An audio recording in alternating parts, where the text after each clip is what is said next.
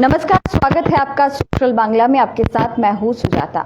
इस बीच 2023 विधानसभा चुनाव को देखते हुए अगर हम बताएं तो त्रिपुरा में इस चुनाव को लेके एक अलग ही माहौल है और इसी माहौल में सारे राजनीतिक दल के जो कर्मी है, नेतृत्व है, लीडरशिप है, वो सारे नेतृत्व इस समय बहुत ज़्यादा बिजी है कि 6 दिन बाकी है इस चुनाव पर। 16 फरवरी को सब जो गणदेवता है वो जाके अपना वोट देंगे और इसी बीच हमारे साथ आज इस सारी बातों को लेकर आलोचना करने के लिए मौजूद है ऑल इंडिया नेशनल कांग्रेस के, जो यहाँ पे हमारे साथ मौजूद है, मीडिया एवं पब्लिसिटी चेयरमैन पवन खेरा जी। सर, बहुत बहुत स्वागत है आपका सोशल बांग्ला में।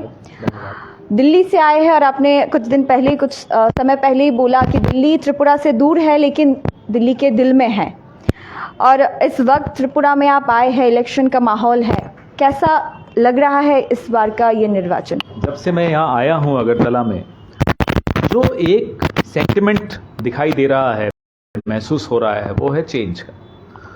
लोग चेंज करना चाहते हैं, खास तौर पे यूथ, नौजवान त्रिपुरा का, वो बदलाव के लिए वोट दे रहा।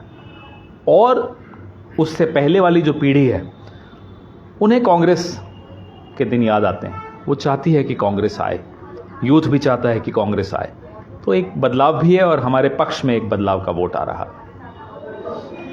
सर, फिलहाल हम अगर चुनाव की बात करें तो हमने देखा है कि त्रिपुरा में अगर हम बात करें तो जब बीजेपी सरकार आई तो बीजेपी ने हमेशा ऐसा दर्शाया कि नॉर्थ ईस्ट को कांग्रेस ने अलग थलग करके रखा हुआ है। हालांकि ऐसा नहीं था। हमने देखा कि नरसिम्हा राव जी जब थे तब उन्होंने 1991 में लुक एट नॉर्थ ईस्ट एक प्रोजेक्ट उन्होंने वहाँ पे फाइल किया। साथ ही साथ हमने देखा है कि मनमोहन सिंह जो हमारे पूर्व प्रधानमंत्री थे, वो असम प्रदेश से उन्होंने लड़ाई की, वो एमपी बने, उसके बाद वो प्रधानमंत्री बने। तो क्या ऐसा नहीं है कि बीजेपी जितना प्रचार कर रही है उसके मतलब साथ ही साथ कांग्रेस अपना वो प्रचार नहीं कर पा रही, इसलिए बीजेपी ऐसे मतलब इल्जाम लगाती है? जिस तरह का पैसा भारतीय जनता पार्टी के पास है, आप इलेक्टोरल बॉन्ड्स को ही देख लेंगे तो 96% जो डोनेशन है वो भारतीय जनता पार्टी को मिली। ऐसे में वो दुष्प्रचार पे जितना खर्च करते हैं, वो राहुल गांधी जी के विषय में दुष्प्रचार हो, कांग्रेस पार्टी के नेतृत्व के विषय में दुष्प्रचार हो, लगातार झूठ बोलना भारतीय जनता पार्टी की फितरत में आज से नहीं है। आरएसएस का जब से जन्म हुआ है तब से झूठ पर ही उनकी बुनियाद टिकी हुई है। लगातार अफवाहें फैलाना, अफवाहों से समाज में एक मिसअंडरस्टैंडिंग पैदा करना एक दूसरे के खिलाफ, और तनाव में रखना लोगों को, इस तरह से डिविजन्स ला लाकर, ये भारतीय जनता पार्टी की प्रकृति है। उस प्रकृति से हम लड़कर अरबों रुपए खर्च करें, ऐसी क्षमता हमारे पास नहीं है। लोग ये लड़ाई खुद लड़ेंगे। लोग असलियत जानते हैं, धीरे धीरे सबकी आंखें खुल रही हैं, लोग समझते हैं कि कौन झूठ बोल रहा है, कौन सच बोल रहा है। सर, अगर हम इधर की बात करें तो हमने देखा है कि पहले से ऑर्गेनाइजेशन तरीके से जो स्ट्रक्चर था कांग्रेस का, वो बहुत बदल चुका है। फिलहाल त्रिपुरा में कांग्रेस कितनी बदली हुई है और किस कारण आपको ये लगता है कि 2023 में जो चुनाव होने वाला है उसमें ये जो लोग हैं त्रिपुरा के, वो कांग्रेस को चुनाव करेगी? ये बदलाव तो प्रकृति का नियम है। अगर कोई भी संस्था, संगठन सही वक्त पे नहीं बदलता तो वो उस संगठन के लिए अच्छा नहीं होता। कांग्रेस हर 10-15 साल में उस परिवर्तन को आत्मसात करती है, उस परिवर्तन को अपनाती ही नहीं है, उस परिवर्तन का नेतृत्व भी करती है। समाज में भी परिवर्तन कांग्रेस लाती है। तो जो पार्टी समाज में परिवर्तन लाती है, जाहिर सी बात है वो अपने भीतर तो परिवर्तन समय समय पर लाती ही है। कुछ परिवर्तन ऐसे हैं जो हम अपने भीतर नहीं लाना चाहते। वो क्या है? वो ये है कि विचारधारा पे कोई समझौता नहीं होना चाहिए। हम अपनी विचारधारा पे बिल्कुल अडिग रहेंगे, वहाँ कोई परिवर्तन नहीं होगा, वहाँ कोई समझौता नहीं होगा। लेकिन संगठन को दुरुस्त रखने के लिए, तंदुरुस्त रखने के लिए, चुस्त रखने के लिए जो परिवर्तन चाहिए वो हम ला रहे हैं, समय समय पर लाते रहेंगे। सर, अगर हम बात करें त्रिपुरा में जिस बात को लेके फिलहाल चर्चा है वो ये है कि 40 साल से भी ज़्यादा समय तक त्रिपुरा में कांग्रेस सिर्फ एक ही पार्टी के विरोध में हमेशा बोलती रही और वो है सीपीआईएम। फिलहाल वो 40 वर्ष को पीछे छोड़ के अब हम देख रहे हैं कि एक सीट एडजस्टमेंट हो रहा है सीपीआईएम के साथ। आपको नहीं लगता कि नीतिगत तरीके से और आइडियोलॉजी के तरीके से आप दोनों एक साथ मैच कर पाएंगे? देखिए, आज देश भर में जो खतरा है वो किस विचारधारा से है? वो नागपुर की जो संघ की विचारधारा है उससे इस देश को खतरा है। ऐसे खतरे में अगर हमें किसी से सीट एडजस्टमेंट करनी पड़े तो मैं इसको गलत नहीं मानता। ये बिल्कुल इसके लोकसभा 20 में हमने से चुनाव, उसके बाद हमने रिगिंग जैसे शब्द टर्मिनोलॉजी में आना और त्रिपुरा है।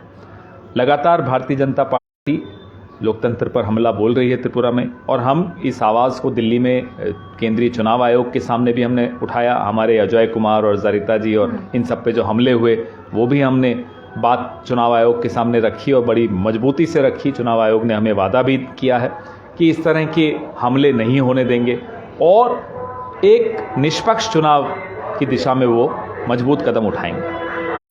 सर, आपने अभी बोला कि सुदीप राय बर्मन जी के बारे में, अजय कुमार जी के बारे में। हमने देखा कि उपचुनाव से पहले 7 से ज़्यादा बार सुदीप राय बर्मन जी पे अटैक हुआ, और अगर ऐसे बड़े नेतृत्व में अटैक होते हैं तो जो आपके कर्मी हैं, जो लोग हैं राज्य के, वो कैसे उभर के आए इन सारी चीज़ों से? हमारी पार्टी में बब्बर शेर हैं, एक एक आदमी हमारी पार्टी का बब्बर शेर है। आप सुदीप दा को ही देख लीजिए, उन पर जितनी बार हमले हुए उसके बावजूद वो निडर होकर लड़ रहे हैं। एक एक वर्कर हमारा लड़ रहा है और हम लड़ेंगे और इस लड़ाई को शांतिपूर्ण तरीके से लड़के जीतेंगे। सर, कांग्रेस एक नेशनल पार्टी है, बहुत सालों से कांग्रेस ने पूरे देश को चलाया और कांग्रेस का जो जनाधार है वो बहुत बड़ा है, और हमने देखा है कि राहुल गांधी जी का जो भारत जोड़ो यात्रा है उसमें बहुत ज़्यादा प्रभाव मिला है। तो ये भारत जोड़ो यात्रा त्रिपुरा में कितना प्रभाव ला सकेगी? ये भारत जोड़ो यात्रा एक ऐसा फूल है जिसकी महक पूरे विश्व में फैल रही है।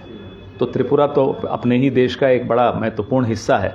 उसकी महक भी, कल जब मैं हवाई अड्डे से उतरा तब कुछ नौजवान मिले और बोले, अरे भारत जोड़ो यात्रा बड़ी अच्छी थी, न जान न पहचान, लेकिन उन्होंने भी पहली बात भारत जोड़ो यात्रा से शुरू की। तो भारत जोड़ो यात्रा का जो संदेश है वो पूरे विश्व में फैल रहा है। राहुल गांधी जी ने 4000 किलोमीटर के लगभग पैदल चलकर जो हासिल किया है इस देश के लिए, वो आने वाली कई पीढ़ियां नहीं भूल सकती। और इस भारत जोड़ो यात्रा से जुड़ा और एक सवाल कि क्या हम 2024 में नरेंद्र मोदी वर्सेस राहुल गांधी देख पाएंगे? 2024 का चुनाव Narendra Modi versus people of India का चुनाव है। एक एक व्यक्ति उस चुनाव को मोदी वर्सेस हिमसेल्फ और हरसेल्फ मान के चल रहा है, क्योंकि लोग त्रस्त हो चुके हैं। लोग चाहते हैं कि नरेंद्र मोदी से इस देश को अब बचाया जाए, और वो बचाएंगे। सर, एकदम लास्ट में आके जो त्रिपुरा वासी आपको सुन रहे हैं, आप जितने भी कर्मी हैं, आपके जितने भी राज्यवासी हैं, उनको क्या मैसेज देना चाहेंगे? इसी तरह निडर होकर लड़िए, कोई डरने की बात नहीं है। जो डरपोक होता है वही हिंसा करता है। ये हिंसा करेंगे, हम आपके साथ खड़े हैं, आपका बाल बांका नहीं होगा, हम सब आपके साथ हैं। निडर होकर वोट दीजिए, निडर होकर बदलाव लाइए। त्रिपुरा बदलाव के लिए तैयार है। बहुत बहुत शुक्रिया सर। এখনো পর্যন্ত আমাদের সাথে ছিলেন যিনি ভারতীয় জাতীয় কংগ্রেসের যিনি মিডিয়া এবং পাবলিसिटी चेयरमैन রয়েছেন पवन खेरा सर। सर, बहुत बहुत शुक्रिया आपका हमारे साथ आपका समय देने के लिए, এবং আমাদের যারা দর্শক বন্ধুরা ইতিমধ্যে রয়েছেন আপনাদেরকেও ধন্যবাদ জানিয়ে আমাদের এই মুহূর্তের অনুষ্ঠান এখানেই শেষ করছি। পরবর্তী বিভিন্ন আপডেট দেখতে অবশ্যই চোখ রাখবেন সোশ্যাল বাংলার পর্দায়। ক্যামেরা ইকবালের সাথে আমি সুজাতা, দ্য সোশ্যাল বাংলা।